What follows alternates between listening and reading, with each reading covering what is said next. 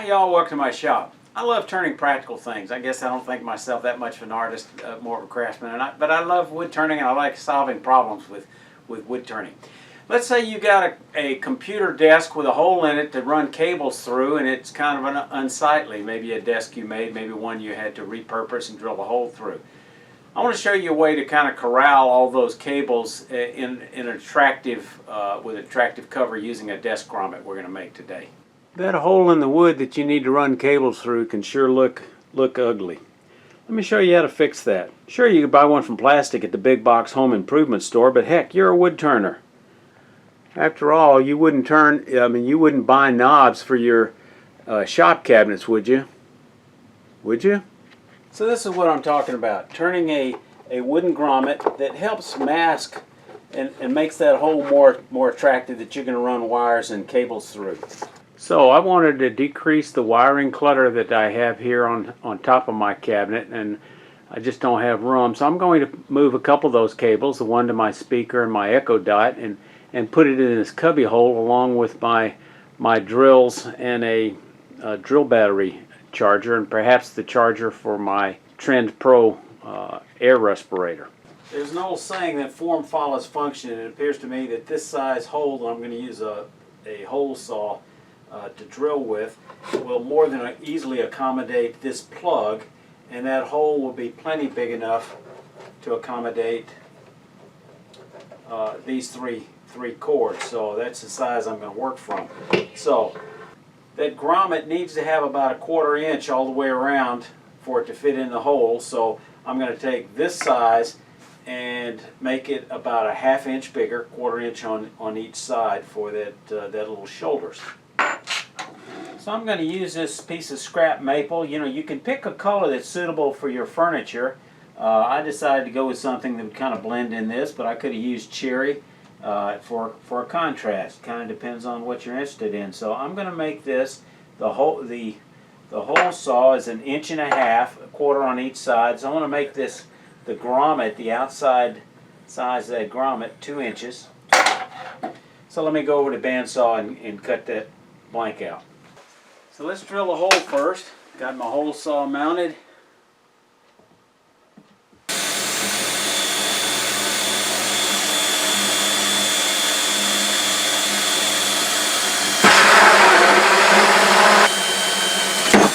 There we go.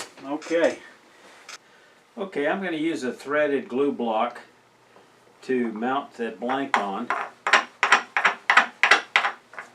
I've used this block several times before. I already got a piece of wood on it, which is a nice shape because it's a little smaller than the blank itself, which is ideal.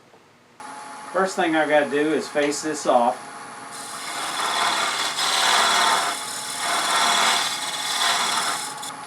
And then I think I'm going to make a little more room here.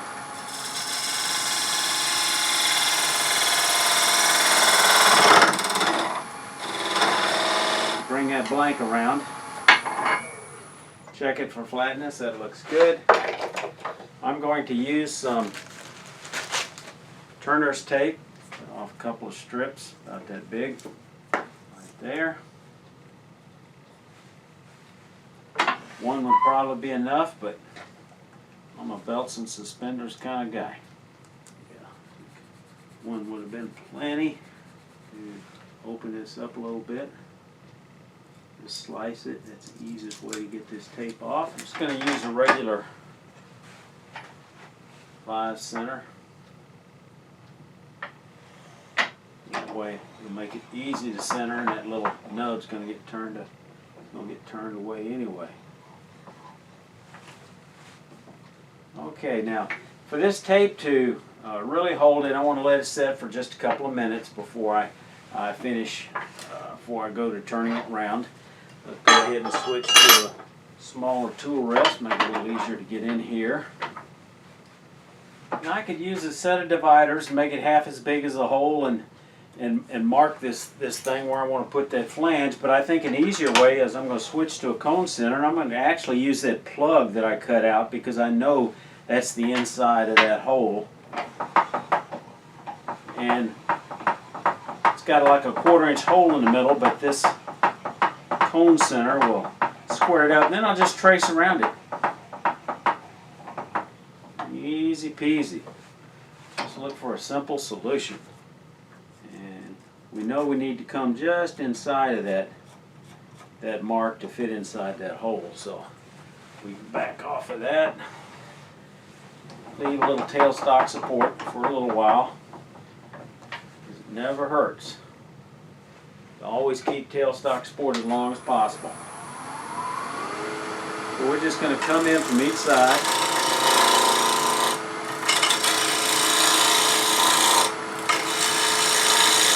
Come in from the other side.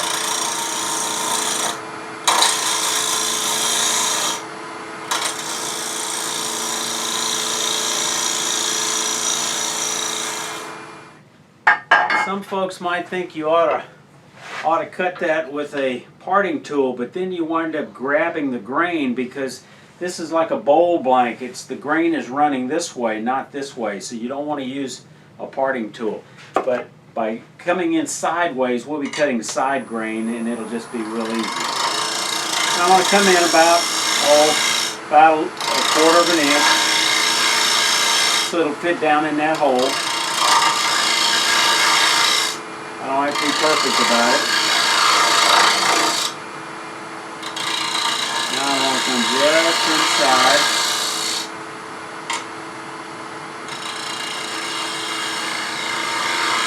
Now I'm going to switch to a detail gouge to make it just a little bit easier to get in there.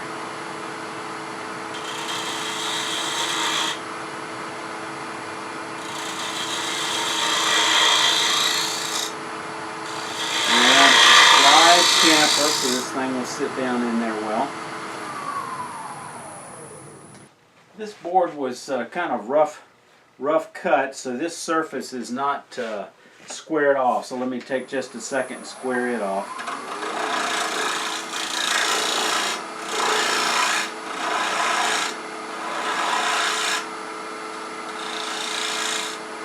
And then I want to just do just a tiny little chamfer here on the edge. Alright, now remember I've got to drill that grommet hole, larger version, and that's, might be a challenge. Let's see, I could do that on the drill press by holding this on the outside, and that might be the best way to do it. But I'm only going to drill a 1/2 inch hole, so I could probably use the electric drill on the lathe. Come in here and separate this, and I think I'm just going to use a chisel. Otherwise I would have handled this a little bit differently. That'll work just fine. Now I'm going to take the tape off, and now I'm going to turn this into a jam chuck that I can fit this into in order to turn this side and drill on it with an electric drill. I'm going to come in here with a box scraper parallel, and we're going to start on the inside. Actually, I'm going to remove a little extra wood first with this detail gouge before we start in the box scraper.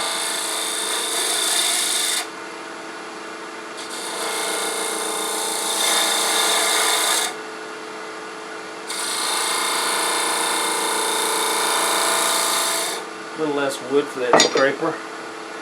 I'm going to come in here. And we're going to start right about here.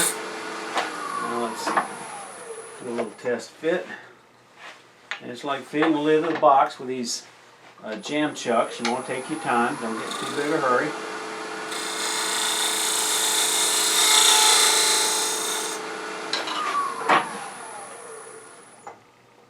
Whoop, overshot it. But I got a way of dealing with that.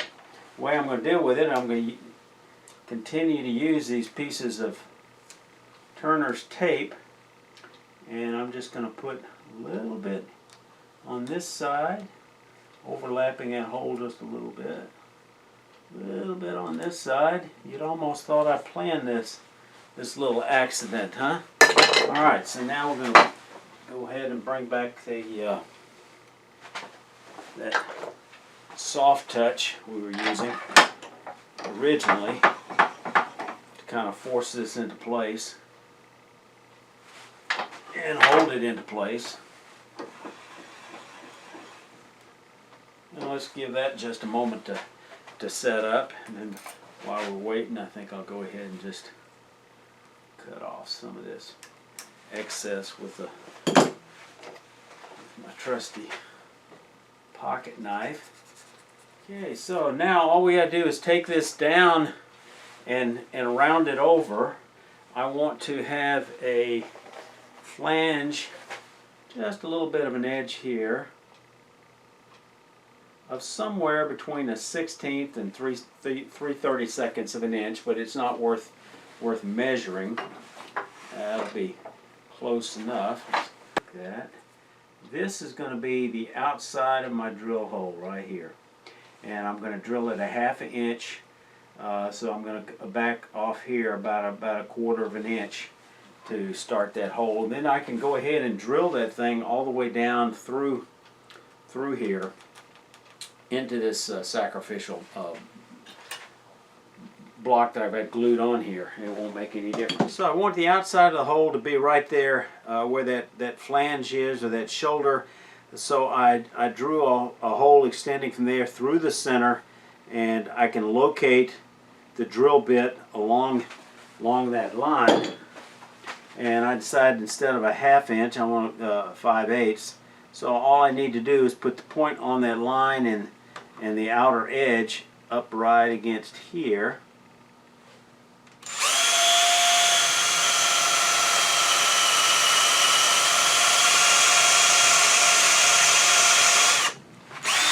Okay. So now all we're going to do is we're going to take this back about no more than 5/8 of an inch thick, probably closer to maybe closer to a 1/2. So again, we've got it marked here as the thickest it ought to be. So let's just come straight in with a bowl gouge. Speed up a little bit.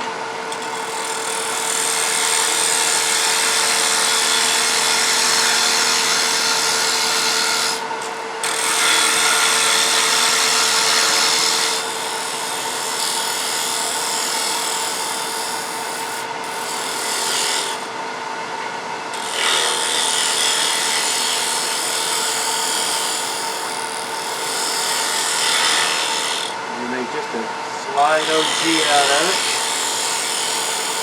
Okay, now all I got to do is sand the outside, and then what we're going to do is we're going to come in on a bandsaw or with a scroll saw, and we're just going to cut back from the walls here like that. Slow the speed down a little bit, and you don't need to watch me sand. I'll come back in just a moment. Now, pop it off, and now it's drilled all the way through. Now all I've got to do is extend these lines here straight out. Now I should have been a little more careful with my grain orientation, and probably have put that hole in the direction of the grain, but it really won't make any difference. Now I'm going to put this thing, I'm just going to clamp this thing down, and I'm just going to use a coping saw to cut this out.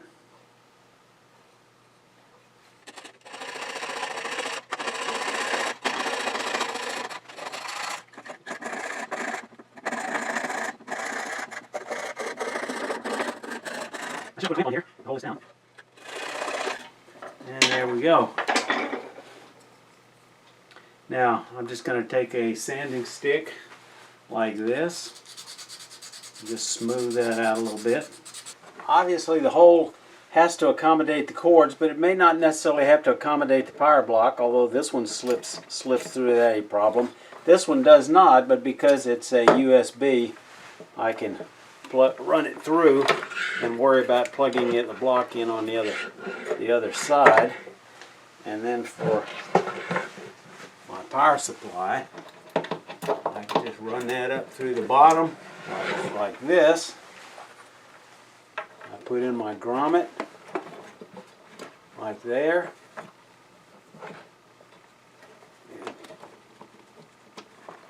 plug in.